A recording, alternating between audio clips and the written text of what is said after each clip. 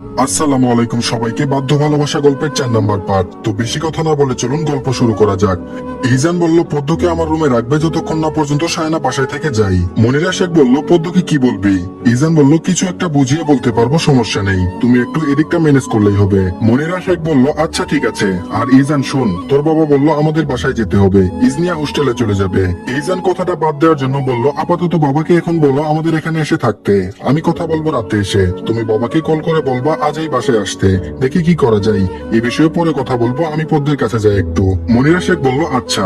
ইজান রুমে আসলো, পদ্ম বেডে বসে তার পা দুটো নাচাচ্ছে। পদ্ম বাহিরে তাকিয়ে আছে, ইজানকে খেয়াল করেনি। ইজান পদ্মের সামনে এসে দাঁড়ালো আর পদ্ম তৎক্ষণাৎ পা দুটো নাচানো বন্ধ করে দিল। ইজান বলল পদ্ম, বাসায় একজন গেস্ট আসবে, তুমি ভুলেও এই রুমের বাহিরে পা রাখবে না। সে চলে যাওয়ার পর তুমি পুরো প্লেটে ঘুরতে থাকো, আমি কিছুই বলবো না। পদ্ম মাথা নাড়ালো, অর্থাৎ সে বাইরে যাবে না। ইজান হেসে পদ্মের মাথায় হাত দিয়ে চুলগুলো এলোমেলো করে দিল। তারপর ইজান রুম থেকে বের হয়ে আসলো। কিছুক্ষণ বাদে সায়না আসলো ইজানের বাসায়। মুনিরা শেখকে দেখে জড়িয়ে ধরলো। কখনো এটা করেনি, সে আজ এটা করছে। মুনিরা শেখ বেশ অবাক হলেন, সাথে ইজানও। ইজান ভেবে নিয়েছে মনে হয় হঠাৎই ভূতে ধরেছে সায়নাকে। সায়না মুনিরা শেখকে ছেড়ে জিজ্ঞেস করলো কেমন আছেন আন্টি? মুনিরা শেখ সৌজন্যবোধক হাসি দিয়ে বললেন ভালো আছি, তুমি কেমন আছো? সায়না বলল এই তো ভালো। আন্টি কি এখন এই বাসায় থাকেন নাকি? মুনিরা শেখ বলল না, আমি এসেছি বেড়াতে বলতে গেলে। ইজান তো বাসায় একা থাকে, তাই মাঝে মাঝে বেরিয়ে যায় আর কি। সায়না বলল আঙ্কেল আর ইজনিয়া আসেনি? মুনিরা শেখ বলল ইজানের বাবা আসবে আজ ইজনিয়া হোস্টেলে চলে গিয়েছে। সায়না আরো অনেক কথা জিজ্ঞেস করলো। মুনিরা শেখ সায়নাকে বলল নাস্তা করার জন্য। সায়না নাস্তা করে এসেছে, তাও আবার বসছে ইজানের সাথে নাস্তা করতে। খাওয়ার সময় সায়না মুনিরা শেখের সাথে কথা বলেই চলছিল। ইজান যে কি পরিমাণ বিরক্ত হয়েছে, মন চাচ্ছিল বাসা থেকে বের করে দিতে। এত বেশি কথা বলে কিভাবে মানুষ? ইজানের খাবার শেষ করে, কিন্তু সায়নার খাবার শেষ হয়নি, কথাও শেষ হয়নি। ইজান সায়নাকে বলল আপনি কি আজ হসপিটালে যাবেন না? এত কথা না বলে তাড়াতাড়ি চলুন।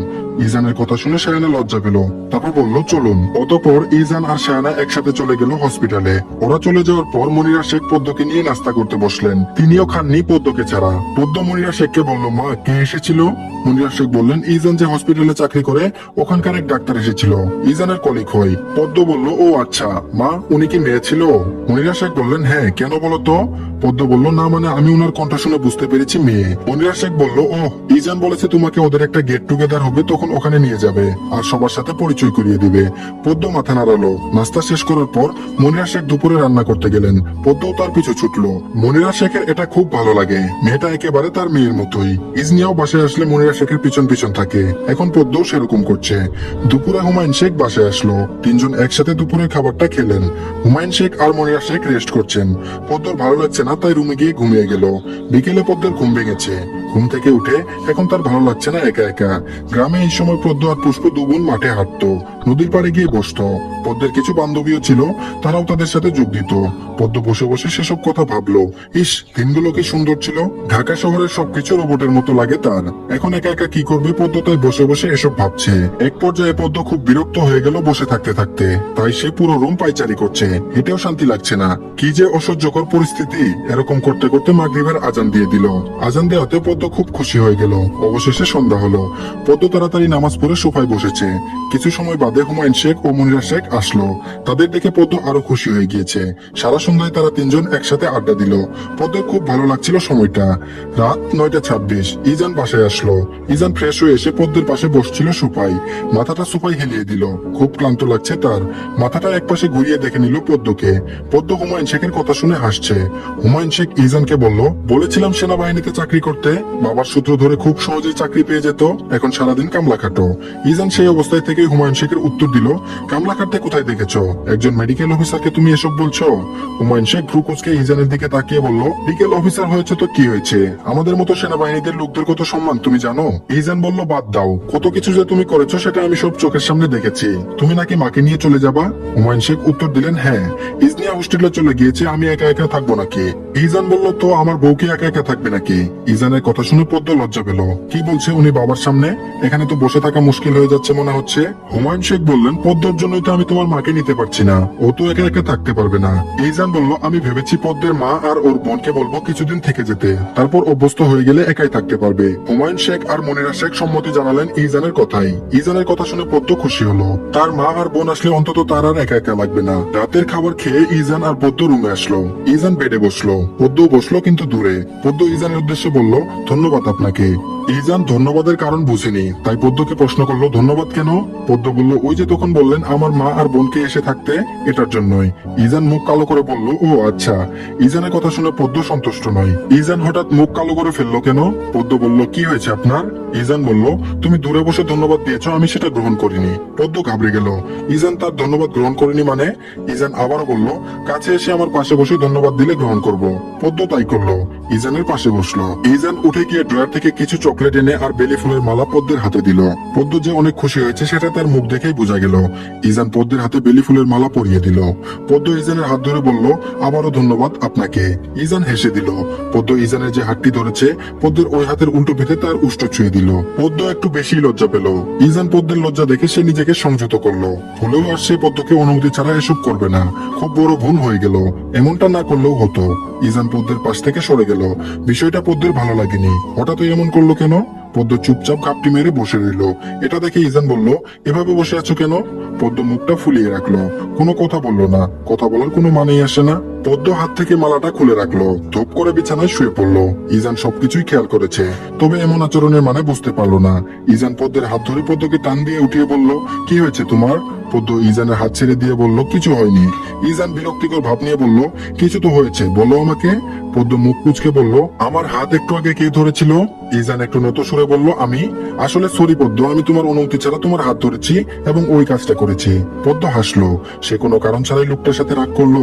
পদ্ম ইজানকে বলল সরি বলতে হবে না, আমি কিছু মনে করিনি। ইজান বারান্দায় চলে গেছে, মাথাটা প্রচন্ড ব্যথা করছে, ভালো লাগছে না তার। এখন সবকিছুই অগোছালো মনে হচ্ছে ইজানের। এক হাত দিয়ে মাথার চুলগুলো টানছে। পদ্ম ইজানের পিছনে দাঁড়িয়ে ইজানের শার্ট টেনে ধরেছে। ইজান ঘুরে পদ্মর দিকে তাকিয়ে বলল কি হয়েছে?